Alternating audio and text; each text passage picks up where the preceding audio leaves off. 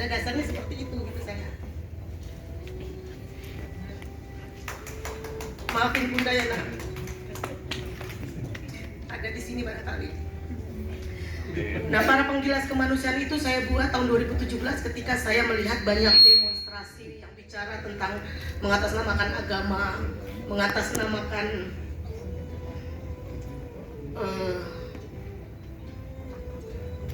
Tuhan. Tapi saya pikir semua mereka menistakan agama menurut saya. Lalu saya tulis itu, para penggilas kemanusiaan.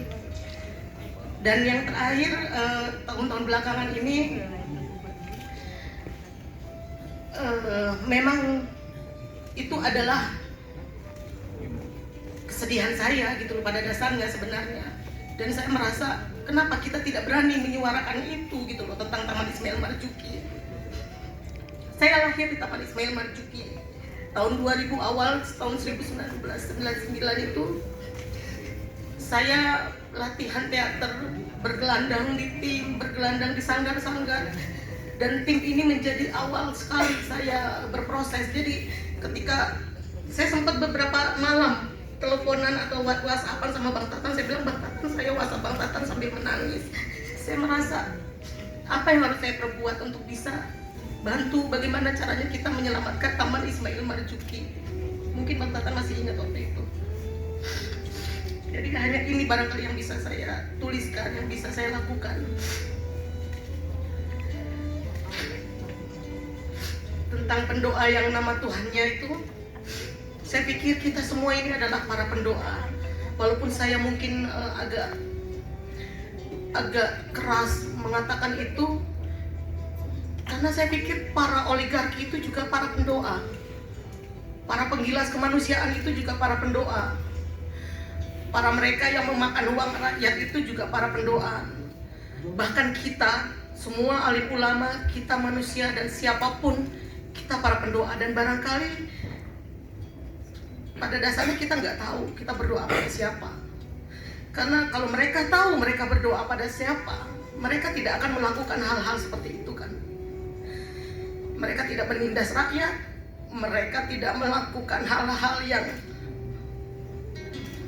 saya juga nggak bisa ngomong kalau mereka itu, kalau saya bilang mereka terlalu kasar, tapi mereka itu pelacur gitu loh.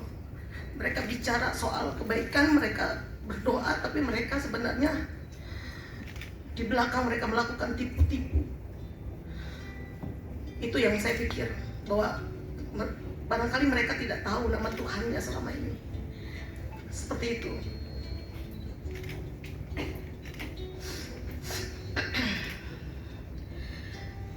Puisi dan saya.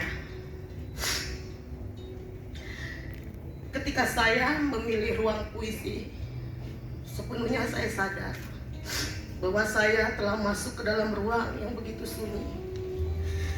Puisi yang telah saya pilih, yang barangkali telah Anda pilih, yang telah teman-teman semua pilih, yang telah kita semua pilih adalah sebuah keniscayaan dari hati paling sepi, langkah paling sunyi, dan kata tanpa suara paling hakiki.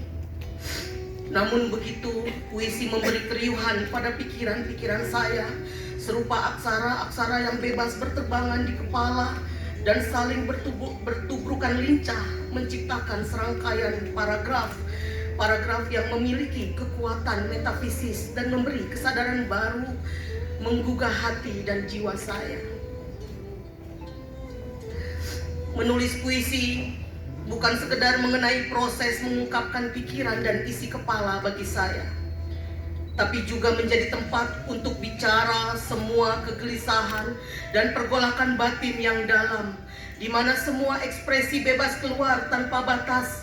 Saya bisa teriak, melolong, menangis, tertawa, marah, protes tanpa mengumpat dan memaki, semua kecamuk dalam hati dan pikiran. Tempat di mana saya menemukan makna dan kebijaksanaan yang menghantarkan saya dalam perenungan yang telah mengerucut pada sebuah pemahaman yang lebih universal.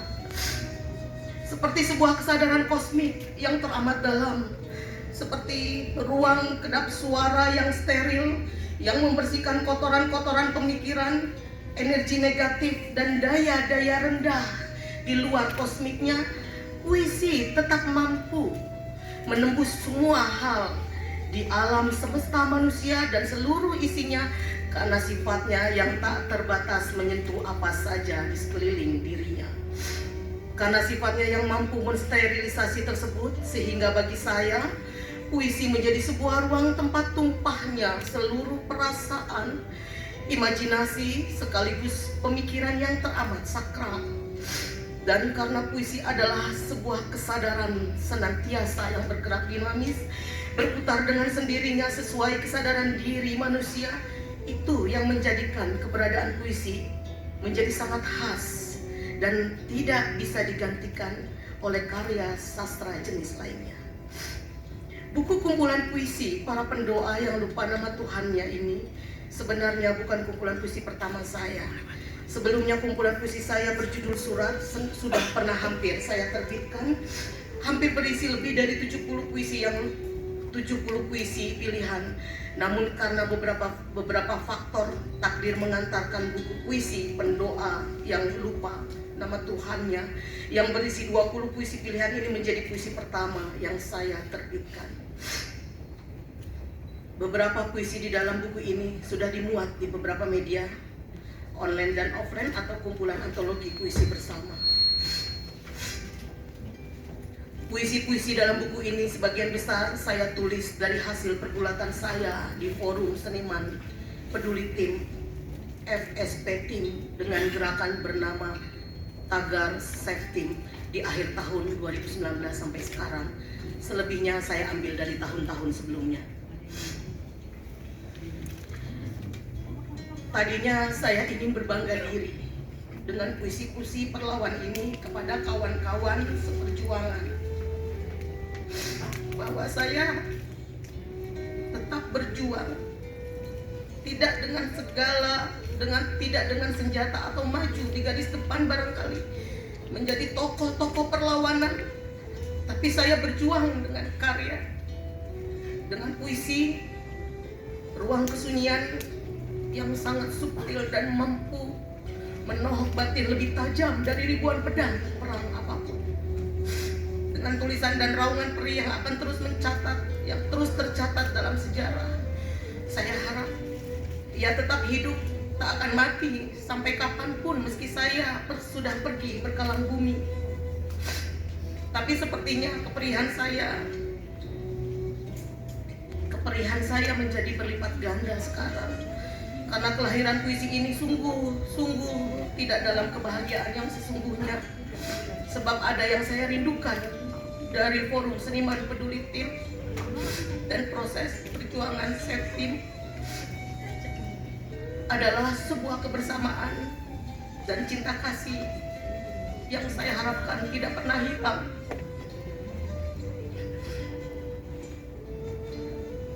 Namun begitu, saya patut berbangga hati bahwa hari ini saya, sejak awal proses kreatif karya ini, saya selalu didampingi oleh abangda saya, guru pergerakan saya, puitik resisten saya yang selalu mensupport saya dalam terus berjuang dan berkarya.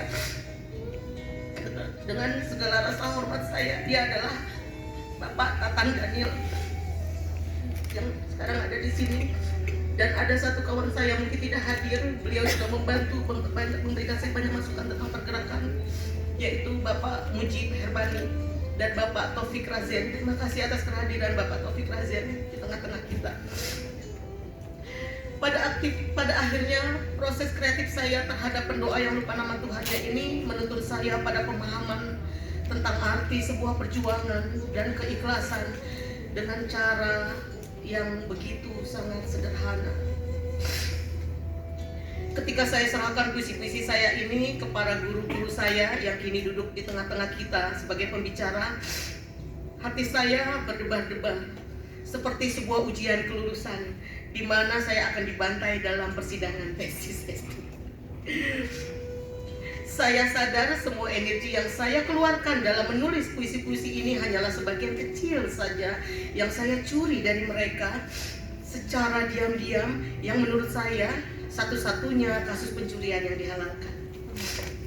Namun demikian tetap tidak sanggup saya melampaui kebajikan dan kebijaksanaan mereka. Karenanya dengan berpura-pura merelakan diri dalam pembantaian kreatif ini, pada hari ini saya bersyukur apapun dan bagaimanapun puisi ini sudah dilahirkan, dan sejak saat ini dia sudah memiliki takdirnya sendiri di ruang publik. Para pecinta kesenian dan puitik resisten, semoga buku kumpulan puisi ini bisa memberi sumbangsi dan peranan penting dalam mewarnai